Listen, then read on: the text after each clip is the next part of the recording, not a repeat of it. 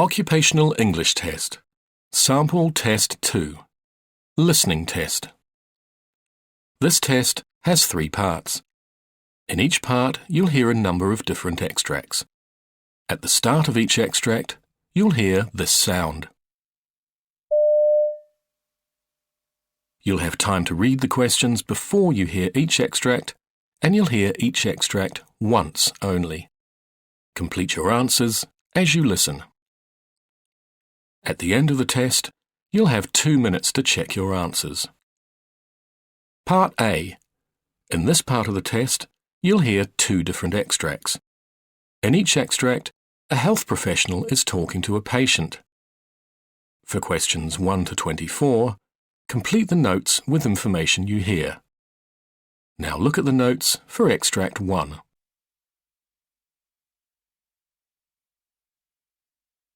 Extract 1. Questions 1 to 12. You hear a gastroenterologist talking to a patient called Andrew Taylor. For questions 1 to 12, complete the notes with a word or short phrase. You now have 30 seconds to look at the notes.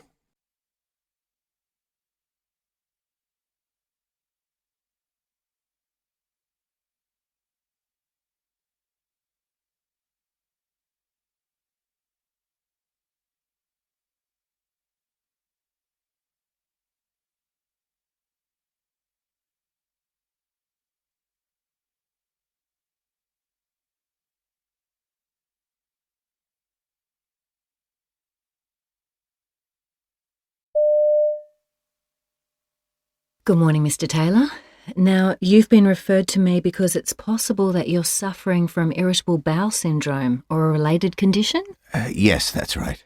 Okay, could you start by giving me some background? This has been going on for many years. After meals, I've always tended to get heartburn, but I found that pretty easy to deal with by taking antacids from the pharmacy. But a year ago, things suddenly got worse, and there were other problems I started to notice. The symptoms vary a lot, and they can be quite hard to describe exactly, but the main problem is bloating. I see. I need to tell you about some other things related to my stomach. Mm-hmm. Although this isn't something that happens every day, I've been suffering from constipation in the last month. In the past, I've had the opposite problem and would rush to the toilet several times a day. Mm. I just never know how I'm going to feel from one day to the next. It's the way the symptoms are so unpredictable that I hate. Mm. It's hard to plan my life. Were there any other symptoms unrelated to your stomach and bowel? Well, I have a skin condition that can flare up, and I know this could be related to irritable bowel syndrome. Mm-hmm. And the odd thing is that I often have migraines more or less at the same time as the stomach discomfort, and these can go on for days. It's strange, and I didn't at first think it was anything to do with my stomach problems. Have you noticed anything that can intensify the symptoms in any way? Well, I have a very demanding job as an accountant. I don't know whether this has a bearing on anything, but there's a chance I might lose my job in a reorganization of my department, so that's obviously something that's making me anxious. I don't know what's going to happen. What's the worst effect the condition has on you? The problem isn't just that it's nearly always on my mind unless there's some pretty big distraction, but also that it's so draining. What I mean is I often feel that I've got no energy at all. I just want to sit around and do nothing when I get home from work, to be honest. I go to bed tired, but I'm frustrated because I have insomnia much more than I ever did before. I wouldn't say I've been suffering from depression, but a condition like this can make you feel rather down. Right. And I understand that you've investigated the possibility that your diet's responsible for your condition. Can you tell me about this? I was told by a nutritionist I saw that people with irritable bowel syndrome often don't eat enough fiber. In my case, I don't feel that's an issue. I've followed the nutritionist's advice about taking more fluids during the day, especially water, and accept that in the past, maybe I didn't do that enough. It's hard to say whether that's made a difference, but possibly it's caused a slight improvement. Uh-huh. I'd read that dairy products can make things worse, so I tried cutting them out, but I wasn't convinced it made any difference. I've cut back on caffeine, though not much, actually. I also paid for extensive food allergy tests, but they didn't show anything major, so that's not an area my doctor thought was worth investigating further. What medications have you tried? Well, I took something called an antispasmodic, Yep. which my GP says helps to relax the muscular contractions which move food through the gut. But, to be honest, I don't think it made much difference in my case. Have you taken anything else? Well, I've been given antidepressants, and I'm giving them a go. I wasn't sure I completely understood the reasons. Okay, well, a drug like that targets the signals being sent to and from the nerves in the digestive system. It has a calming effect on the muscles there. Mm-hmm. Do you find that this drug was effective? Yes, I'd say it was on the whole.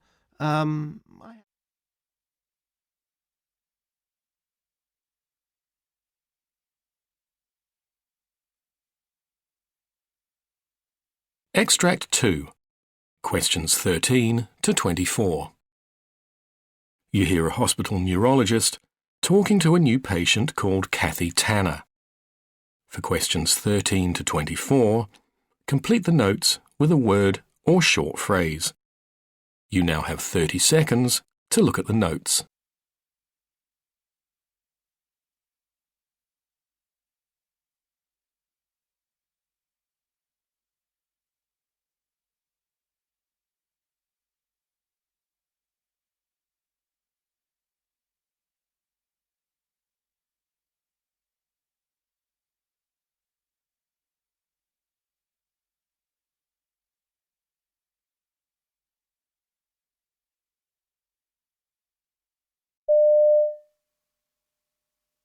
Hello, Mrs. Tanner. Pleased to meet you. Hello.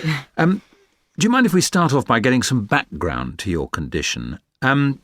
Just in your own words, could you talk me through the reason you're here and how it all started? Oh, please, call me Kathy. Right. So, until 2 years ago, my husband was in the army. Right. We lived off base, and I had a job which involved a lot of driving. Mm-hmm. Whenever I was in the car, I noticed that my neck would get pretty stiff at times. Right. It was hard to turn my head. To cut a long story short, when my husband left the army, we moved to a new house. My neck pain was still a problem, so I decided to visit an osteopath. Right. He tried to fix the problem by a neck adjustment, but actually it just made things worse. Oh, dear. I found I was losing flexibility in my neck. I began to use a heat pad, which did help at first. Good, but was not for long? No. About a month or two on, I started to get this sort of feeling that something was pulling my head over towards my right shoulder. Right. It was painful and embarrassing because I couldn't keep my head straight. Of course. I'd managed to hide it from everyone around me until then. About this time, one of the doctors I'd seen thought physiotherapy might help and sent me to a nearby clinic. Mm-hmm. So I started going in regularly for treatments. And one day, the head of the clinic looked at me while the therapist was trying to position my neck and whatever. And he said, "You know what your problem is, don't you?" And I replied that I didn't. And he told me that I had spasmodic torticollis, and I had no idea what that was. So what happened then? So he says, "Oh, it's untreatable. You just have to learn to live with it." I went home in pain, feeling depressed and hopeless. Yes, of course. He was just so unsympathetic and unhelpful. Well, I'm sorry to hear this. Thanks. So my diagnosis of spasmodic torticollis was in June. So I began to research, what I could do. I tried chiropractic treatment until December. It cost a fortune, but did no good. Oh, dear. The pulling and pain continued to increase. I saw a couple of neurologists and I was put on a drug called baclofen, but it really didn't make any difference. Yes, that wouldn't do much for your condition. Oh, right. Anyway, the one really good thing I did at that time was to join a support group for spasmodic torticollis patients, so at least I knew I wasn't alone with the condition. But mostly, I just sat at home a lot. In order to get a bit of pain relief, I got myself an orthopaedic chair, and that did give me some support. Right. In November, I saw something in a magazine in the medical section. It mentioned some new treatments being done at the university hospital to treat things like spasmodic torticollis with Botox. We mentioned this to our GP, got a referral, and in December I had the first injection in my neck. And how did the treatment go? Well, the injections really helped the pain, you know. My head returned to almost a normal position. Right. It did give me a few problems, like problems swallowing, but that was okay. I thought I'd received a miracle cure. I was devastated when everything started to come back like before, and I went back to the hospital in May. At this time, the results weren't quite as good. Even though they'd upped the dosages, I ended up having 9 lots of injections, plus the, various oral medications. So I can't remember what they were. No, it doesn't matter. But nothing really made much difference. I just got more and more confused, and loss of memory became a problem too. Just for pain relief, they ended up giving me a pump so I could give myself morphine. Finally, I saw something in my ST support group's magazine about a relatively new type of surgery being done by a local neurologist, and that would be you. So here I am. And we will do our best to help you. Now, just a few more questions.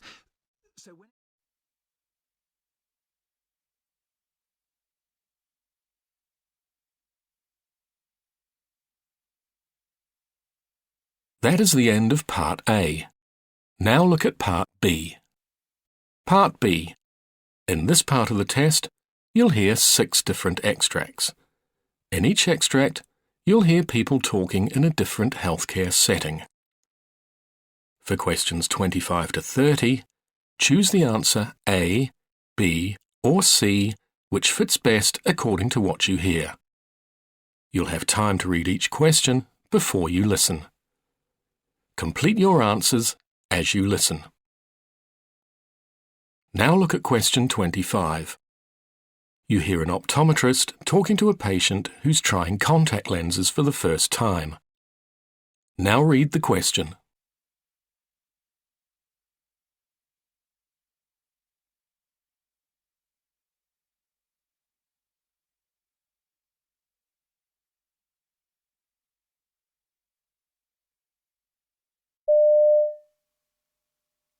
Now, you've had the lenses in for a few minutes. How are they feeling? Not bad.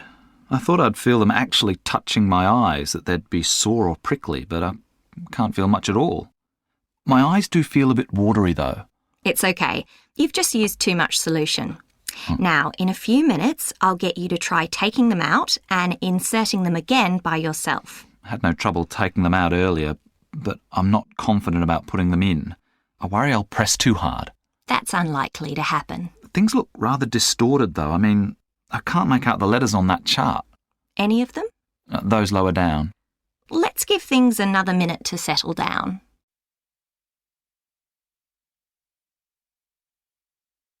Question 26.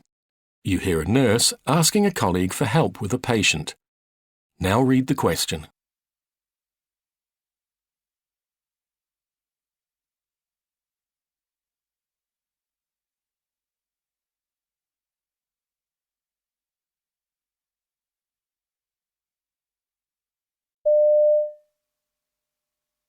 Kathy, could you help me with the patient in bed 103?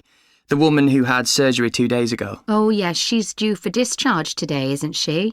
Does her pain relief need topping up again? I thought she wasn't very comfortable this morning. Oh, she's on a reasonably low dose, but she's coping. She needs her chest drains removing, though, and she's got herself into a bit of a state. Well, that's a two-person job anyway, so I'll come with you. Has the consultant seen her? I know there was some concern yesterday about her condition and the level of the fluids draining into the bags. Oh, he's cleared her for removal of them today, but I think some reassurance might be needed first. Right. I might just check her analgesia and give her more before we go ahead. OK.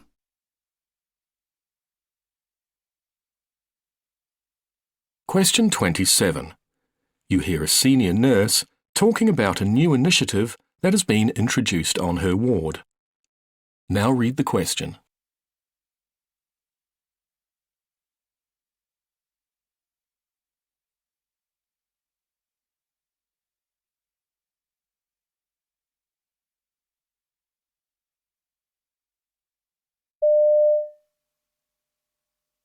One of our key priorities is improving communications between staff, patients and patients' families. We recently introduced a scheme called Dear Doctor, which involves giving each patient a card where they can make a note of any questions or concerns that they themselves have. They can also talk to their families during visiting time, or even on the phone, and see if there's anything else they'd like to add. The cards are then collected and given to the doctor before the ward round.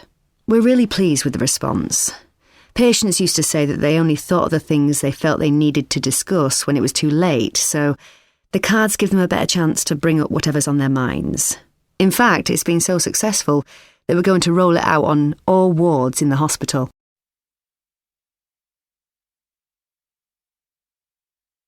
Question 28. You hear two radiologists talking about the type of scan to be given to a patient. Now read the question.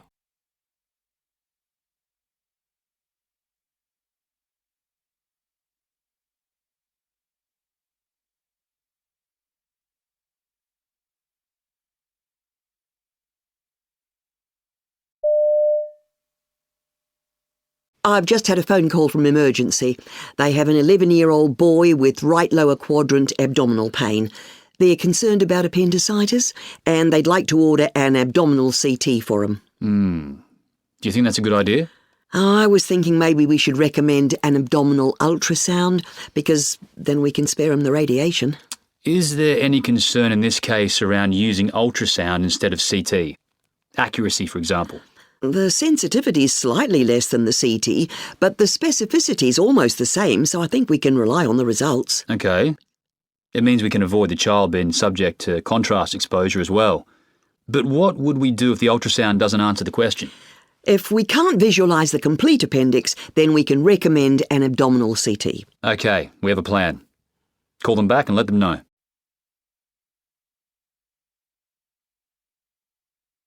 Question 29. You hear part of a surgical team's briefing. Now read the question.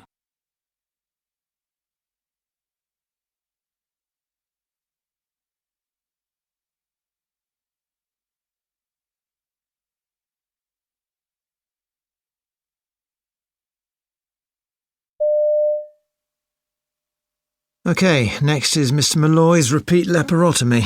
Any anaesthesia issues? We don't expect any particular problems. He's relatively fit and well, except for his epilepsy, which is under good control.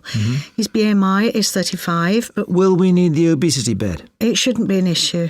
And what about the epilepsy post-operative management? He's taking his oral medications, and we can use an IV if necessary. I know he was in a lot of discomfort after his last surgery, and this time he's going to need a larger midline incision. It may be worth thinking about an epidural. He's certainly at the extremely low edge in terms of pain threshold.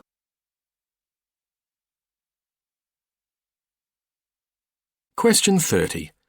You hear a senior research associate talking about a proposal to introduce interprofessional primary healthcare teams. Now read the question.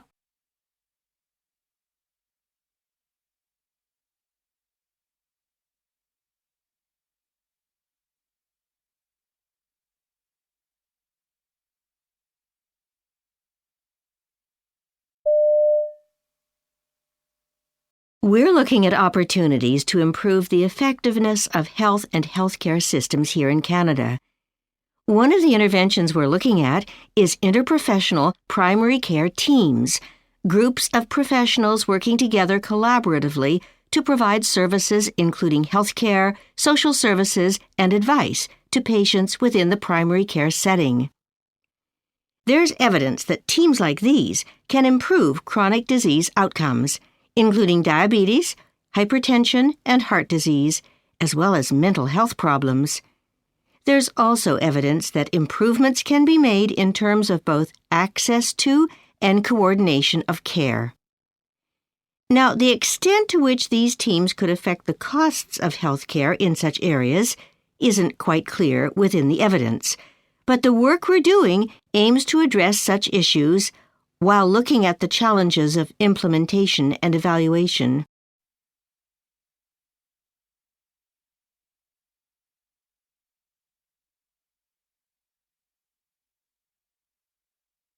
That is the end of Part B. Now look at Part C. Part C. In this part of the test, you'll hear 2 different extracts. In each extract, you'll hear health professionals talking about aspects of their work. For questions 31 to 42, choose the answer A, B, or C, which fits best according to what you hear. Complete your answers as you listen. Now look at Extract 1. Extract 1, questions 31 to 36. You hear a presentation by a specialist cancer nurse called Sandra Morton, who's talking about her work with prostate cancer patients, including a man called Harry. You now have 90 seconds to read questions 31 to 36.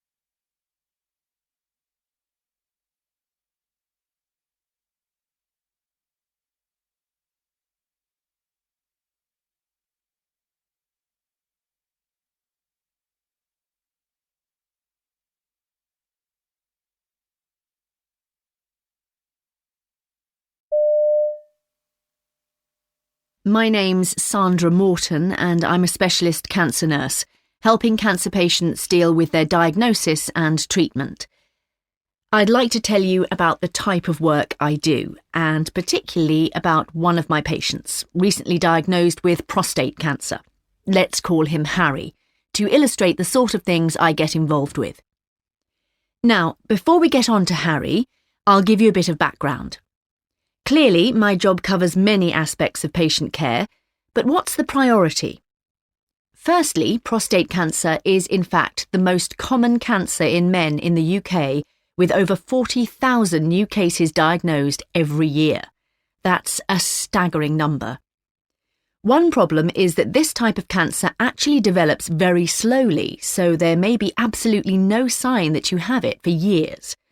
So, if we're going to reduce the number of cases, it's vital that people like me get the word out to as many men as possible, that we tell them how to spot the signs of prostate cancer, like an increased need to urinate or straining while urinating.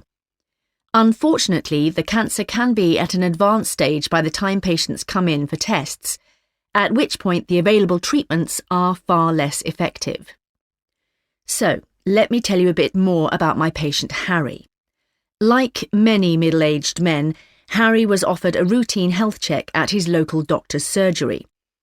As far as he was concerned, he had no particular health problems or obvious symptoms at the time, and so he almost ignored the invitation. But he'd promised his family he'd look after himself. His wife had died of ovarian cancer some years before, so he felt obliged to go. It was during his appointment that, based on a few symptoms he mentioned, Harry's doctor decided that he'd need further investigation for prostate cancer and referred him to a specialist clinic at the hospital. Harry's trip to the clinic started with a routine blood test, which initially showed a slightly low haemoglobin level. A further test then revealed that his PSA, the prostate-specific antigen, was high at 20. He then saw a urology consultant who conducted a digital rectal examination and biopsy, a procedure that I always try to explain to patients may be uncomfortable but is entirely necessary. In fact, though, Harry said the 3-week interval between having a biopsy taken and hearing the outcome was far more of an ordeal. Harry told me that when he went to see the consultant to get his results, he immediately sensed he was in trouble. Although the consultant was very considerate in delivering the news, unfortunately the indications were that Harry did indeed have prostate cancer. He was assured that the cancer was low-grade and not aggressive. Harry had suspected the worst, and though he'd tried to prepare himself for it by doing some online research, finally hearing that confirmation was still a shock. In fact, the very mention of the word sent Harry into panic, which was very unlike him. So at the time I first met him, he was very vulnerable and grateful to have someone to talk to. Of course, the response to the illness amongst prostate cancer patients like Harry can vary enormously. I've dealt with some men, for example, who haven't really realised the importance of keeping up their medication because they've felt relatively well, especially if they've been experiencing unwanted side effects.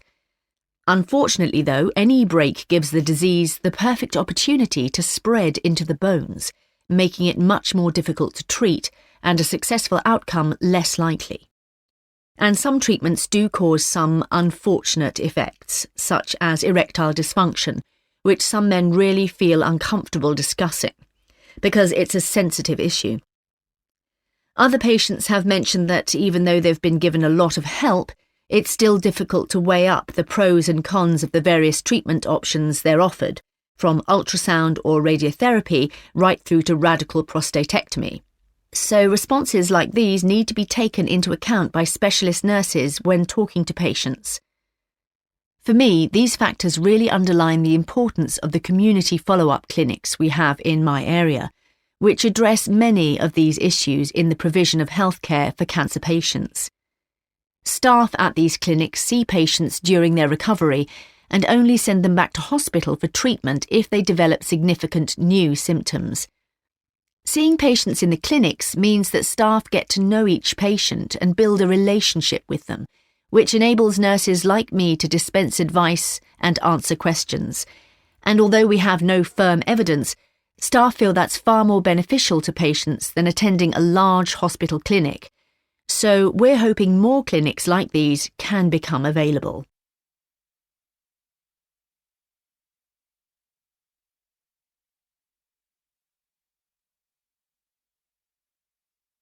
Now look at Extract 2. Extract 2, questions 37 to 42. You hear a neurologist called Dr. Frank Madison giving a presentation about the overuse of painkillers. You now have 90 seconds to read questions 37 to 42.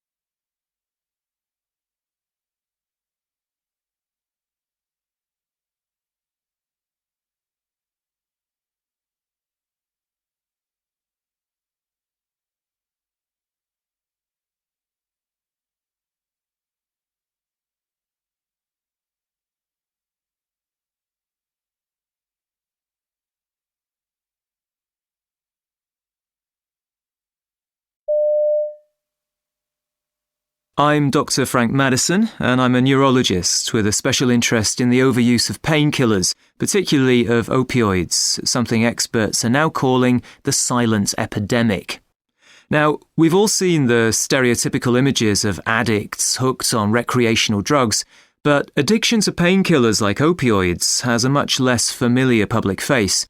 From what I've seen, one reason for this is that the range of people affected makes them less easy to pigeonhole. I mean, there's no typical age, social class, and so on. And of course, most people seeking help for opioid overuse were initially prescribed the medication by their own doctors for pain relief. This highlights a major part of the problem. Physicians often pay little attention to the possible risk of addiction. They need to look carefully at patients' personal histories and assess the risk, considering things like depression and anxiety disorders, before prescribing opioids. In recent years, there's been a dramatic increase in opioid prescriptions. I see a pattern not just of GPs overprescribing, but of GPs inappropriately prescribing.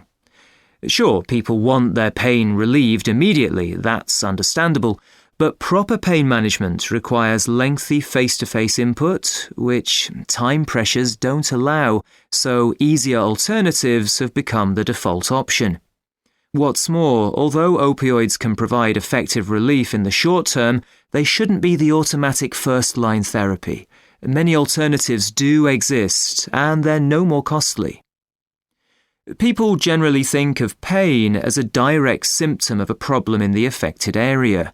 But pain is an extremely complex subject, and it's one that used to be underrepresented in medical education. Thankfully, that's no longer the case, and doctors now realise that when a patient complains of acute back pain, that pain may not be due to a clear and treatable disease, but that such pain often presents in people with other medical problems, and these need investigation.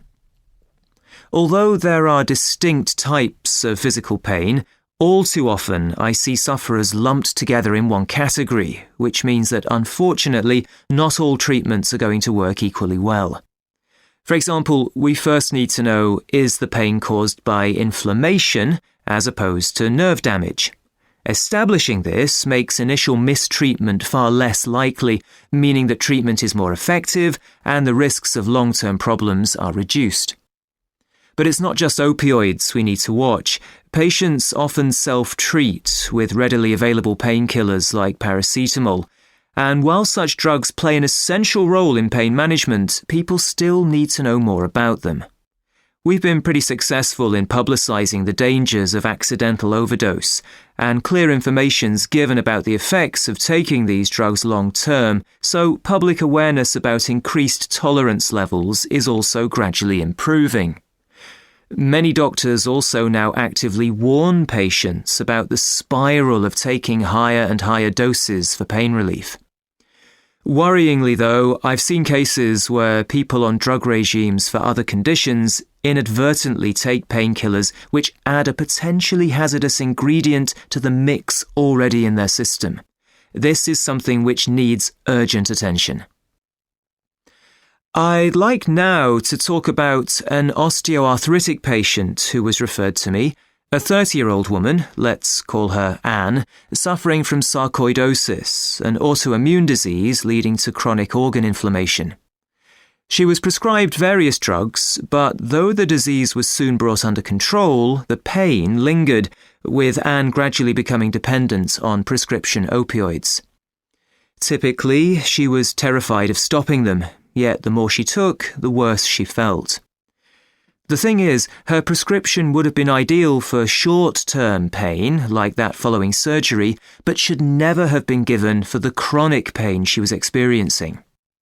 And we all know that living with medication dependency has devastating consequences, not only on social well-being, but also on ability to function professionally, as was the case for Anne. She eventually went on long-term sick leave, as often happens in such cases. Thankfully, Anne's now much better.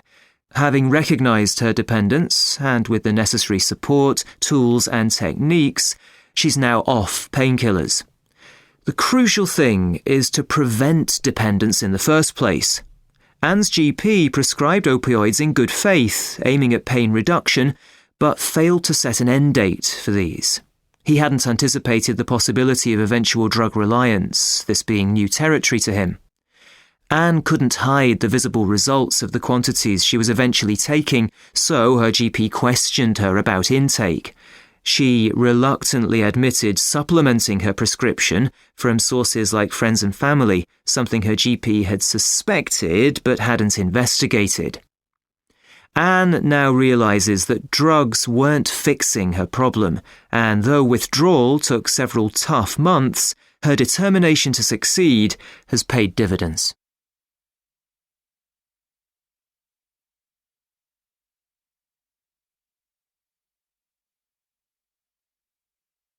That is the end of Part C. You now have 2 minutes to check your answers.